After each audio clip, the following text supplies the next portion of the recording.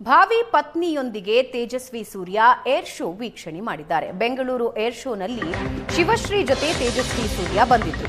ಆದಿಚುಂಚನಗಿರಿ ಶ್ರೀಗೆ ಭಾವಿ ಪತ್ನಿಯನ್ನ ಪರಿಚಯಿಸಿದ್ದಾರೆ ತೇಜಸ್ವಿ. ನಿರ್ಮಲಾನಂದ ಶ್ರೀಗಳ ಆಶೀರ್ವಾದ ಪಡೆದಿದ್ದಾರೆ ಭಾವಿ ದಂಪತಿ.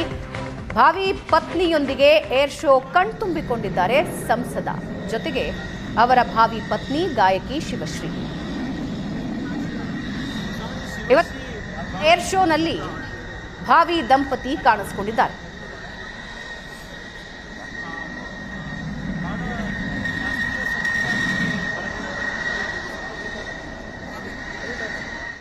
ಏರ್ ಶೋ 4ನೇ ದಿನಕ್ಕೆ ಕಾಲಿಟ್ಟಿದೆ. ಏರ್ ಶೋ ನೋಡೋದಕ್ಕೆ ಸಂಸದ ತೇಜಸ್ವಿ ಸೂರ್ಯ ಅವರು ಬಂದಿದ್ದಾರೆ. ಬನ್ನಿ ಅವ್ರನ್ನ ಮಾತಾಡಿಸ್ತಾ ಹೋಗ್ತೀನಿ. ಸರ್, ಇವತ್ತು ಏರ್ ಶೋ ನೋಡೋಕೆ ಬಂದಿದ್ರೆ ಹೇಗೆ ಅನಿಸ್ತಾ ಇದೆ? ಭಾಳ ಅದ್ಭುತವಾಗಿದೆ. ಏರ್ ಶೋ ಬೆಂಗಳೂರಿನ ಒಂದು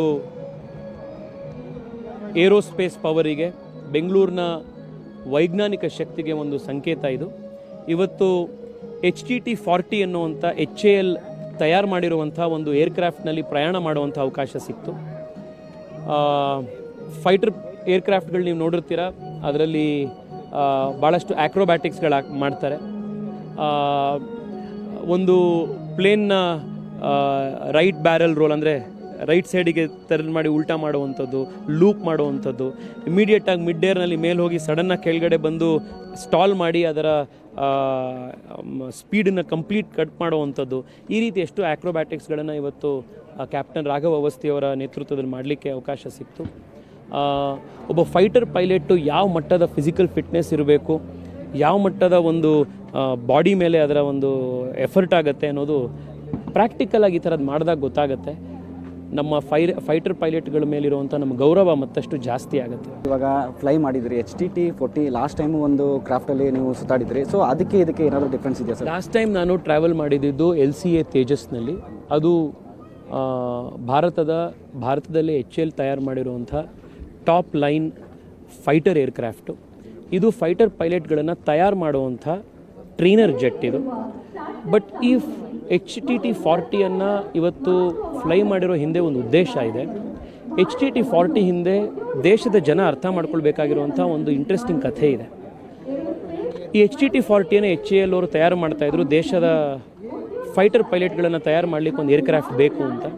ಇನ್ನೇನದು ತಯಾರಾಗುವಂಥ ಸಂದರ್ಭದಲ್ಲಿ UPA ಸರ್ಕಾರ 2012ರಲ್ಲಿ ಈ ಪ್ರಾಜೆಕ್ಟನ್ನು ಪಕ್ಕಕ್ಕಿಡಿಸಿ ಒಂದು ಸ್ವಿಟ್ಜರ್ಲ್ಯಾಂಡ್ ಕಂಪನಿಯಿಂದ ಪಿಲಾಟೆಸ್ ಅನ್ನುವಂಥ ಏರ್ಕ್ರಾಫ್ಟನ್ನು 3,000 ಕೋಟಿ ರೂಪಾಯಿ ಕೊಟ್ಟು ಪರ್ಚೇಸ್ ಮಾಡಿದ್ರು.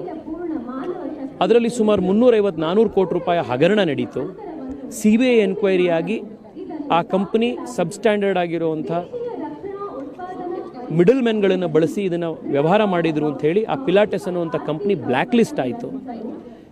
ಈ ಇಡೀ ಪ್ರಾಸೆಸ್ನಲ್ಲಿ HAL ತಯಾರು ಮಾಡಬೇಕು ಅಂತ ಹೊರಟಂಥ ಈ ಏರ್ಕ್ರಾಫ್ಟು ನೆನೆಗುದಿಗೆ ಬಿದ್ದಿತ್ತು. ದೇಶದ ಜನ 2014ರಲ್ಲಿ ನರೇಂದ್ರ ಮೋದಿಯವರನ್ನು ಆಯ್ಕೆ ಮಾಡಿದ್ರು.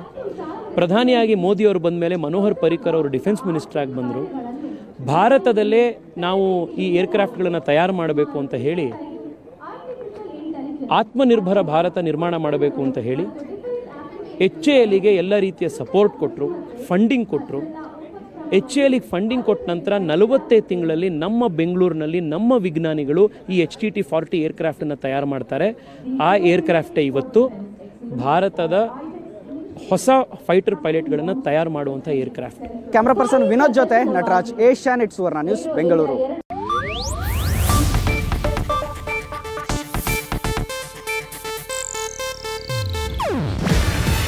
ಇದು ಏಷ್ಯಾನೆಟ್ ನ್ಯೂಸ್ ನೆಟ್ವರ್ಕ್ ಪ್ರಸ್ತುತಿ.